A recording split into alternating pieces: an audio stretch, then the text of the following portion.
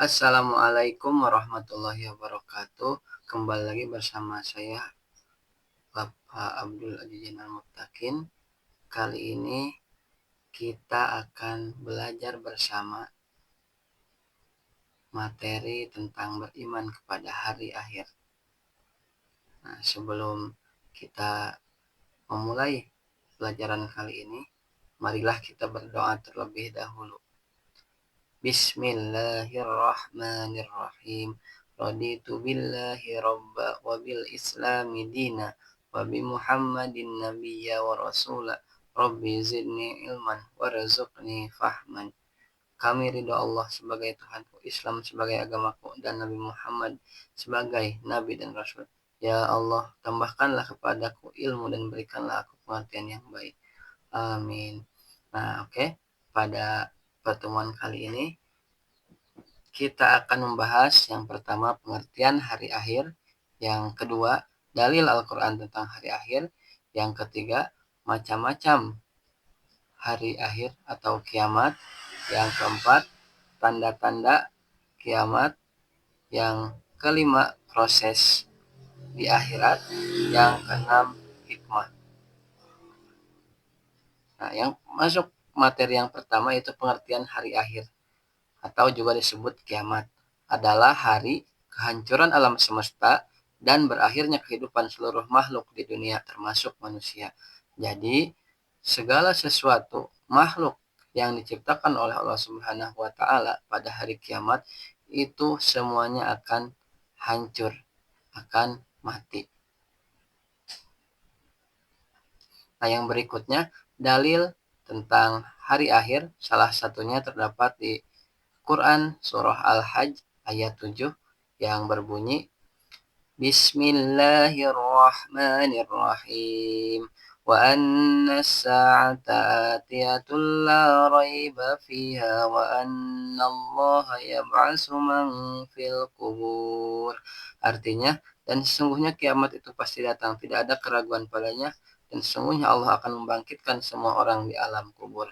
Nah, ayat ini menegaskan bahwa kiamat itu pasti akan datang, tapi manusia atau makhluk yang lainnya tidak ada yang tahu kapan terjadinya, kecuali yang tahu akan datangnya hari kiamat hanya Allah saja.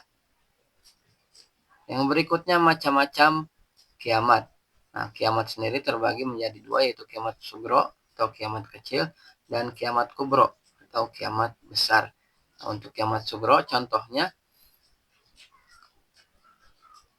seseorang mati, kemudian kecelakaan, tsunami, banjir, tanah longsor, dan sebagainya. Sedangkan kiamat kubro atau kiamat besar adalah hancurnya seluruh alam semesta, dunia porak-poranda, dan hancur, tidak bersisa. Nah, adapun tanda-tanda hari kiamat, adapun tanda kecil, munculnya orang-orang yang jauh dari agama, banyaknya fitnah dan kerusakan moral, terjadi banyak bencana alam, dan wafatnya ulama-ulama besar. Nah, ini adalah contoh-contoh tanda-tanda kiamat kecil. Nah, yang kemudian tanda besarnya yaitu matahari terbit dari barat, yang biasanya kalau sekarang itu matahari terbit dari timur, nanti pada hari kiamat itu matahari terbit dari barat. Kemudian munculnya Dajjal. Kemudian turunnya Nabi Isa alaihissalam dan keluarnya Ya'juj dan Ma'juj. Nah, yang berikutnya proses di akhirat atau tahapan yang akan dilalui oleh seseorang ketika meninggal dunia. Yang pertama, alam kubur atau yaumul barzah. Yang kedua, yaumul ba'as, di mana manusia akan dibangkitkan seluruh manusia dari alam kubur. Kemudian yaumul mahsyar atau yaumul hasr, yaitu hari dikumpulkannya seluruh manusia di padang mahsyar.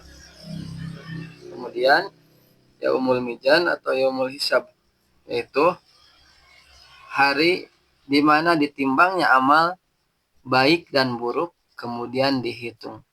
Kemudian yang berikutnya surga dan neraka. Nah, ini merupakan balasan bagi perbuatan baik dan buruk manusia ketika di dunia.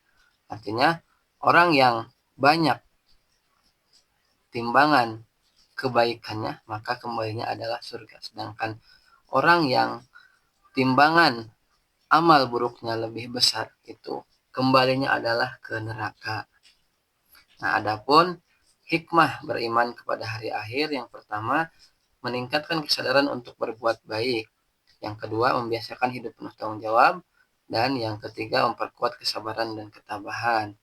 Jadi, kesimpulannya, keyakinan kepada hari akhir mendorong seorang muslim untuk selalu mawas diri, mempersiapkan bekal amal kebaikan, dan menjalankan kehidupan dengan penuh tanggung jawab.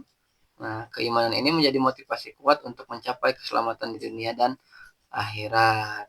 Nah, mungkin hanya itu yang dapat disampaikan. Mudah-mudahan ada manfaatnya. Assalamualaikum warahmatullahi wabarakatuh.